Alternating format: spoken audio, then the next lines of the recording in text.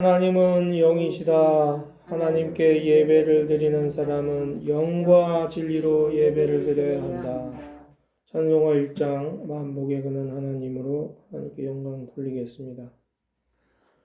만복의 근은 하나님,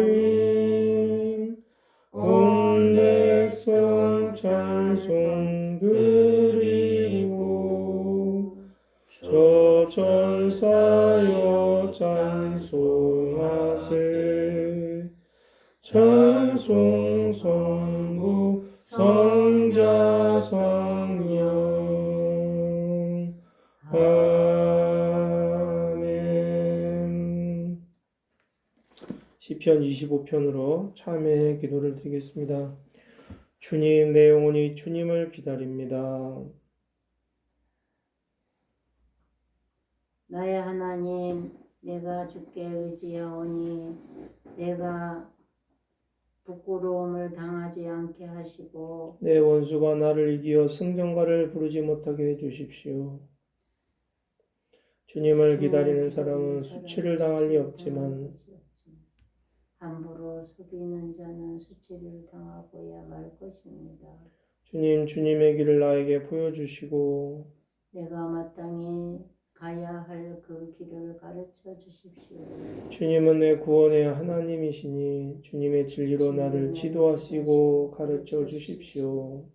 나는 종일 주님만을 기다립니다. 주님, 먼 옛날부터 변함없이 베푸셨던 주님의 긍휼하심과 한결같은 사랑을 기억하여 주십시오. 내가 젊은 시절에 지은 죄와 반역을 기억하지 마시고 주님의 자비로우심과 선하심으로 나를 기억하여 주십시오. 주님은 선하시고 올바르셔서 죄인들이 돌이키고 걸어가니 올바른 길을 가르쳐 주신다. 겸손한 사람을 공의로 인도하시며 겸비한 사람에게는 당신의 뜻을 가르쳐 주신다. 주님의 언약과 계명을 지키는 사람을 진실한 사람으로 인도하신다. 주님, 주님의 이름을 생각하셔서라도 내가 저지른 큰 죄악을 용서하여 주십시오. 주님을 경외하는 사람이 누굽니까? 그가 선택해야 할 길을 주님께서 그에게 가르쳐 주실 것입니다.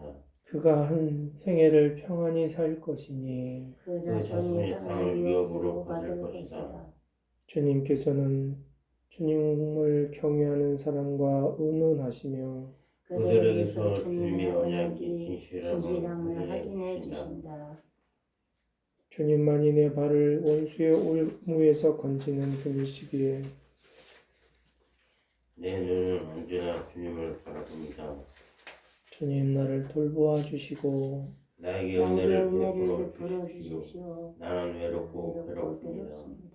내 마음의 고통에서 벗어나게 해주시고 나를 이 아픔에서 건져 주십시오. 내 괴로움과 근심을 살펴보시고 내 모든 죄를 용서하여 주십시오. 내 원수들을 지켜봐 주십시오. 그들의 수는 많기도 합니다. 그들은 불타는 증오심을 품고 나를 미워합니다. 내 생명을 지켜 주십시오. 나를 건져 주십시오. 내가 수치를 당하지 않게 하여 주십시오. 나의 나의 피난처는 오직 주님뿐입니다. 완전하고 올바르게 살아가도록 지켜주십시오. 주님, 나는 주님만 기다립니다. 하나님, 이스라엘을 그 모든 고난에서 건져 주십시오. 조용히 침묵으로 참회의 기도를 계속합니다.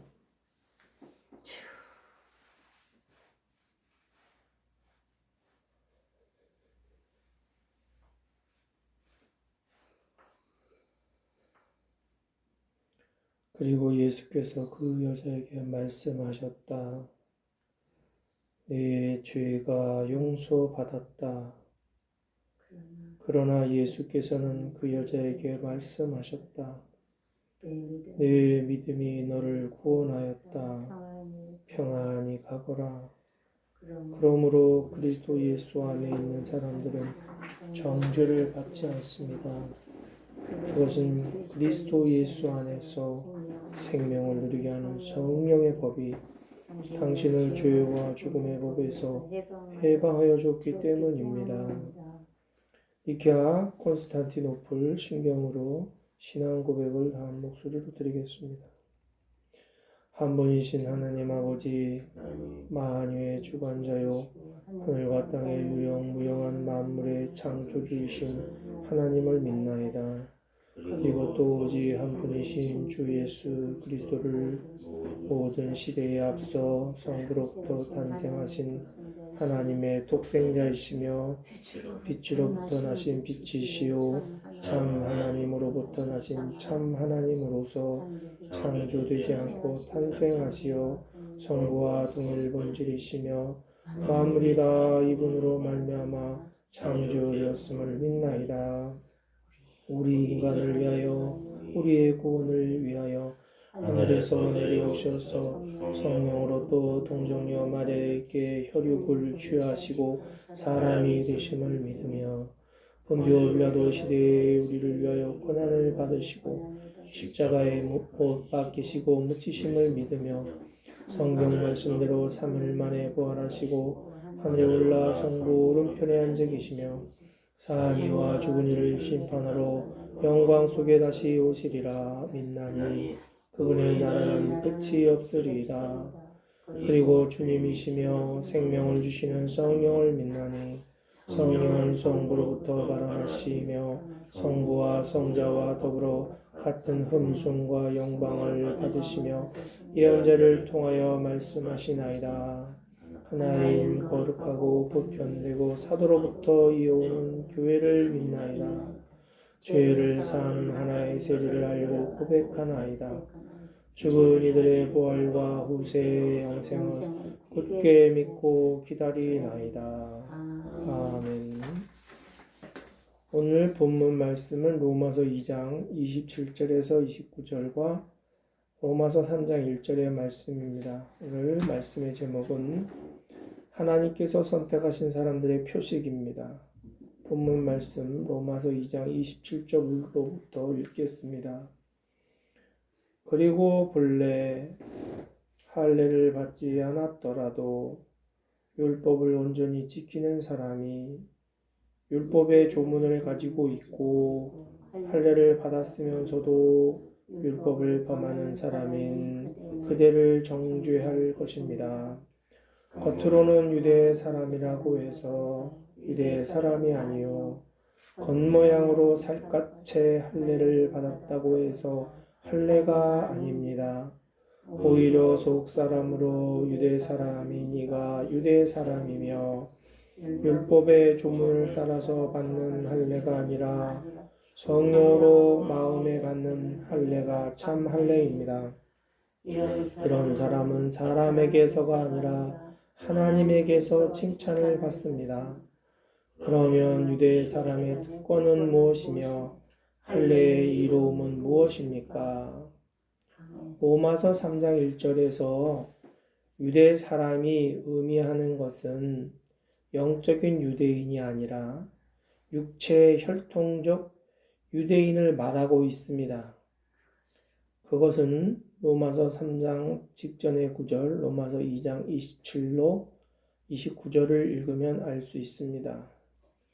여기서 바울은 육체, 혈통적, 외형적 유대인이 아니라 속 사람이 유대인이어야 유대인이라고 말합니다. 어째서 바울은 이렇게 말하는 것일까요? 그것은 유대인이 누구인지를 성경을 통하여 이해할 때 알 수 있습니다. 한마디로 말하면 유대인은 하나님의 선택을 받은 사람들인 것입니다. 하나님께서는 아브라함과 그의 후손을 선택하셨습니다. 그리고 하나님께서 그들을 선택하셨다는 것을 그들의 몸에 표시하게 하셨습니다. 남자 성기 끝에 있는 피부를 잘라내는 할례로서 그 표식을 하도록 하셨던 것입니다. 하나님께서 아브라함을 선택하신 목적은 성경에 기록되어 있습니다. 그것은 하나님의 계명을 잘 지키는 백성이 하나님의 복을 받는다는 것을 세상 모든 사람들에게 알려서 모든 사람들이 하나님의 계명을 지킴으로 말미암아 영생의 복을 받게 하시려는 것이었습니다. 하나님의 계명에 순종하여 복을 받는 것을 한마디로 말하면 구원입니다.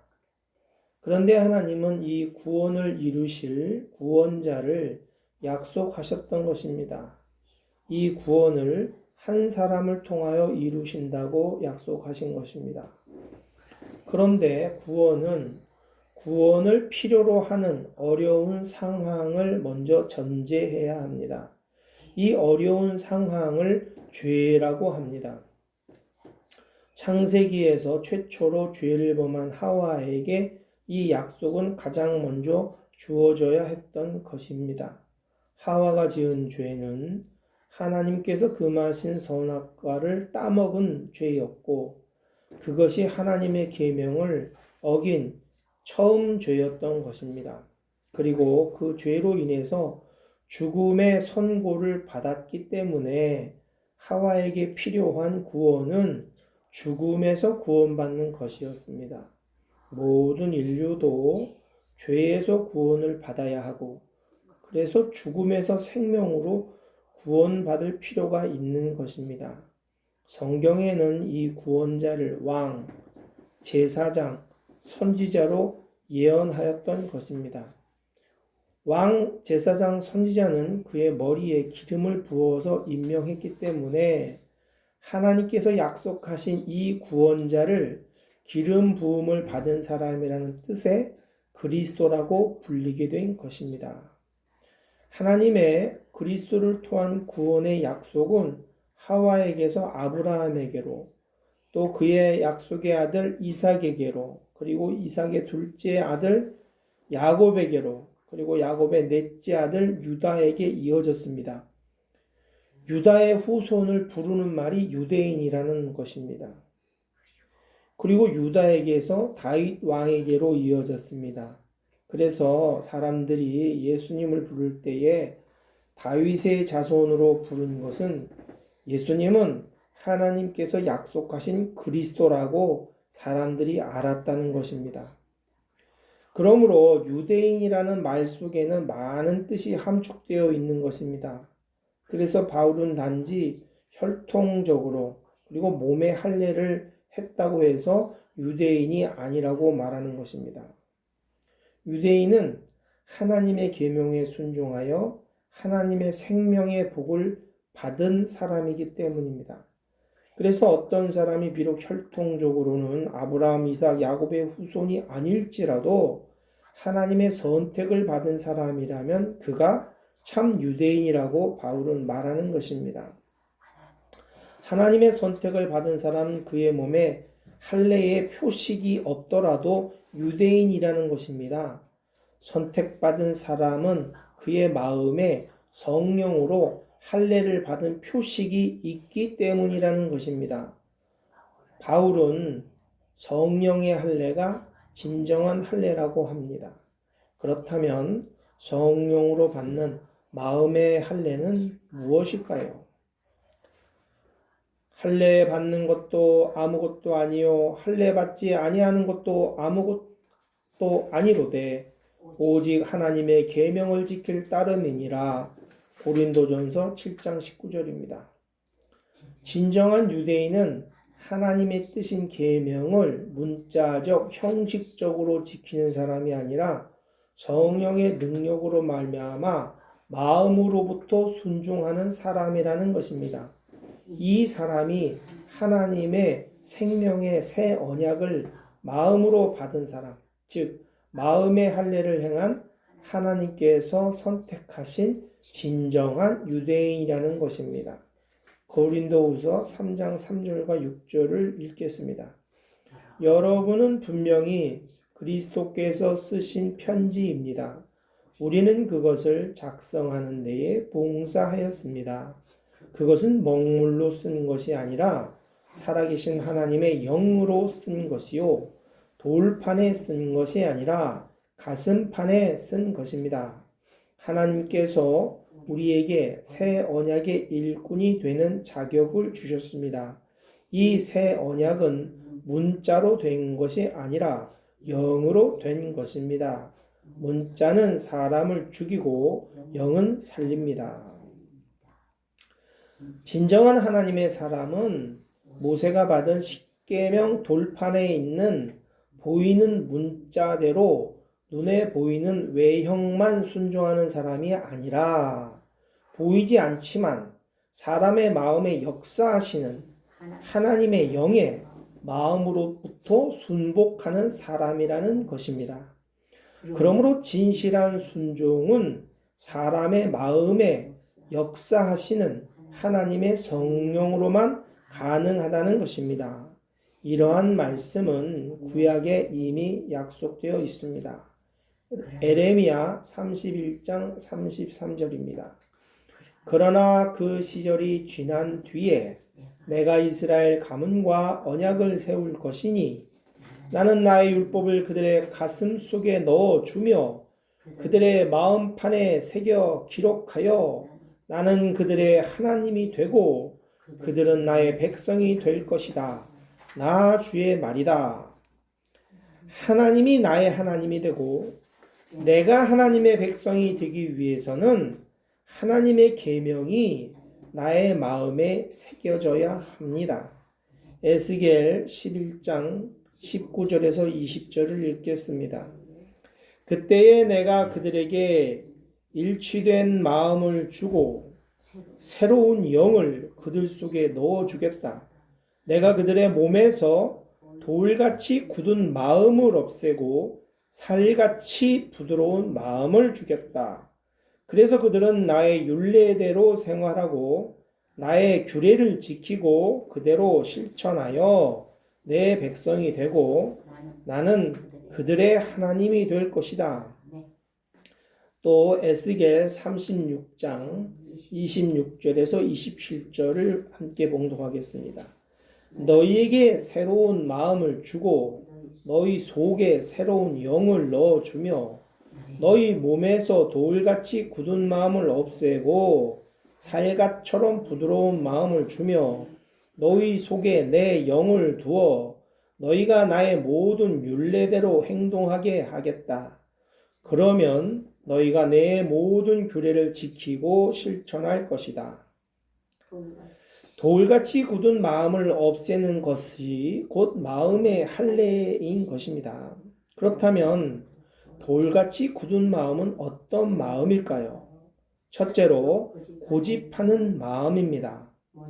모세는 이것이 하나님 앞에서 고집을 부리는 것이라고 말합니다.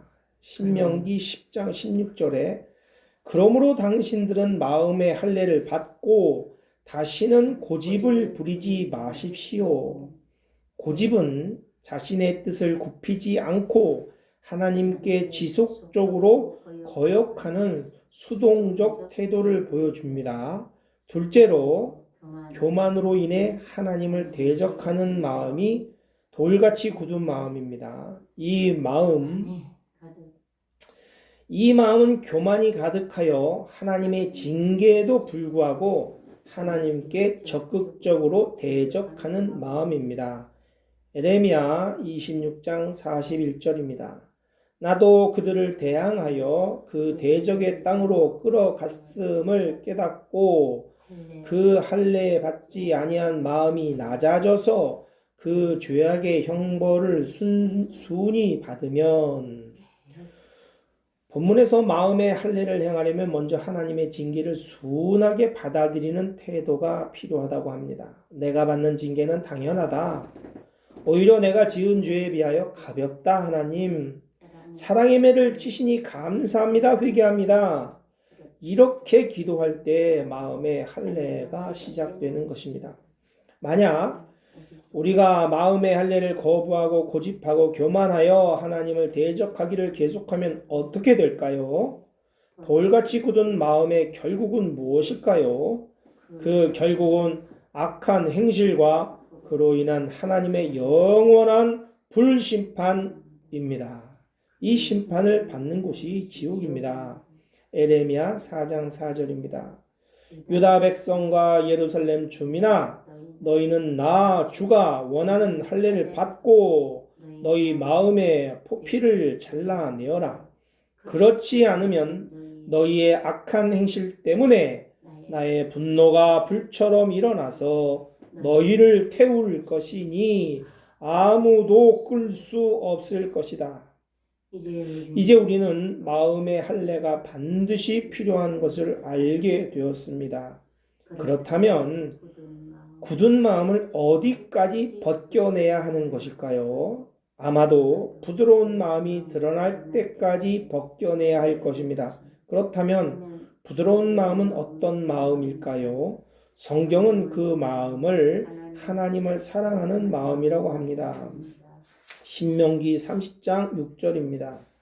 내 하나님 여호와께서 내 마음과 내 자손의 마음에 할례를 베푸사 너로 마음을 다하며 성품을 다하여 내 하나님 여호와를 사랑하게 하사 너로 생명을 얻게 하실 것이며 이 부드러운 마음 하나님을 마음을 다하고 성품을 다하여 사랑하게 되어서 우리가 악한 행실을 버리고 하나님의 사랑의 계명을 지킬 때에 하나님께서는 영생의 복을 주신다는 것입니다. 우리가 다 아는 것입니다.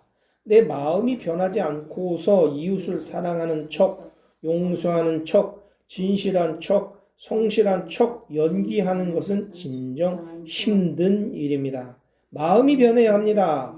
하나님을 사랑하고 하나님의 계명을 지키려는 마음이 있어야 합니다. 실제로는 마음은 그렇지 않은데 행동으로 그렇게 보이도록 연기하는 것은 사람은 속일 수 있어도 절대로 하나님을 속일 수 없습니다. 결국 모든 사람들의 마지막 날에 사람들은 공의로우신 하나님의 심판대 앞에 서게 될 것입니다. 우리는 어찌해야 될까요? 내 안에 성령께서 오셔서 악한 마음이 선한 마음으로 변하게 해 주셔야 합니다. 마음의 고집과 교만을 하나님께서 벗겨 주시고 사랑의 본래의 마음을 회복시켜 주셔야 할 것입니다. 이 은혜를 구해야 할 것입니다. 기도합시다. 구원을 이루시는 성삼위 하나님, 저희를 향하신 하나님의 뜻을 알려주심에 감사드립니다. 더욱 깊이 깨닫게 하소서.